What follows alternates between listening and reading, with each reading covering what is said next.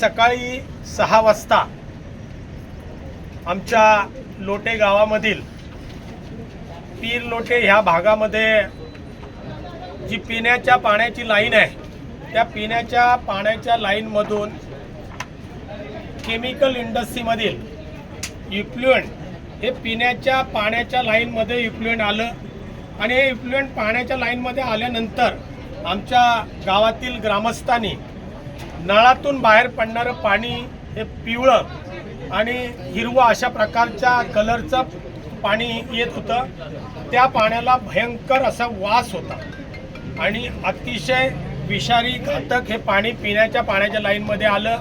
त्यामध्ये नवीन वसाहत, धामणदिवी, नवीन वसाहत, लोटे शिवाजीनगर, दीक्षितवाडी, विठ्ठलवाडी, बोरवाडी, गावठणवाडी, बौद्धवाडी आणि खरवली अशा साईनगर, शिवाजीनगर अशा या वसाहतीमध्ये MIDC कडून घेतलेल्या पिण्याच्या पाण्याच्या लाईनमध्ये हे इफ्लुएंट आलं आणि गावातील ग्रामस्थांनी आपापल्या घरी हा नळ सुरू केल्यानंतर नळामधून पिवळं पाणी बाहेर पडायला लागल्यानंतर संपूर्ण गावामध्ये एक भीतीदायक वातावरण तयार झालं आणि हे वातावरण तयार झाल्यानंतर गावातील काही प्रमुख ग्रामस्थांनी आणि गावातील सर्वच वाड्यातील ग्रामस्थांनी एकत्र येऊन हा पाण्याचं कलेक्शन एकत्र केलं होतं।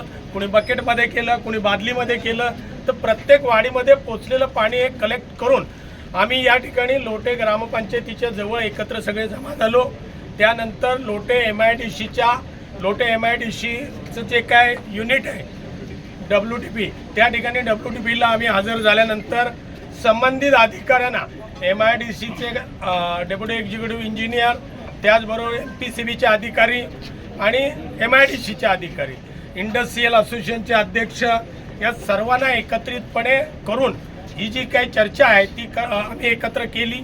ती चर्चा केल्यानंतर आमच्या ग्रामस्थांच्या निदर्शनास असं आलं की पीर लोटे या ठिकाणी सर्व्हिस रोडला सुप्रिया कंपनीकडे येणारे जे चेंबर आहे ते चेंबर ओव्हरफ्लो होऊन त्याच्यामधून हे ॲसिडिक पाणी इफ्लुएंट बाहेर आलेलं होतं आणि हेच इफ्लुएंट आमच्या पिण्याच्या पाण्याच्या लाईनमध्ये गेलेलं होतं असं आम्हा सर्व ग्रामस्थांच्या निदर्शनास आलेलं आहे। त्यामुळे हा जाब विचारण्यासाठी आम्ही सुप्रिया सायन्सेस या कंपनीच्या गेटवर सगळे ग्रामस्थ एकत्रितपणे आलो।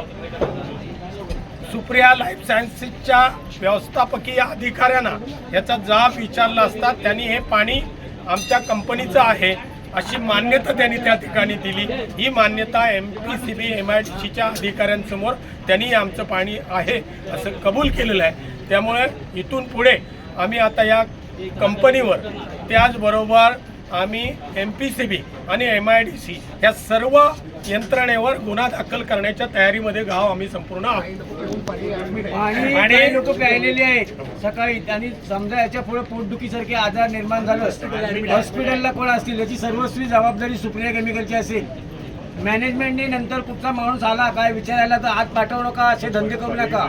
आम्ही देखील आज या ठिकाणी पोलीस आमचे बांधव आले त्यांना सहकार्य करून कायद्याच्या मार्गाने जाण्याचा प्रयत्न करतोय। पण सकाळी पाणी प्यायलेली लोक आहेत, जेवण शिजलेलं आहे घरी कामावर जाण्यानंतर ह्याच्या पुढे कुठचा बाधा काय हॉस्पिटल आला कुठची 7 गावात पसरली सर्वस्वी जबाबदार कोण माणूस जरी ॲडमिट झालेला आहे कोण झाला जबाबदार सुप्रिया लाईफ कंपनी असेल।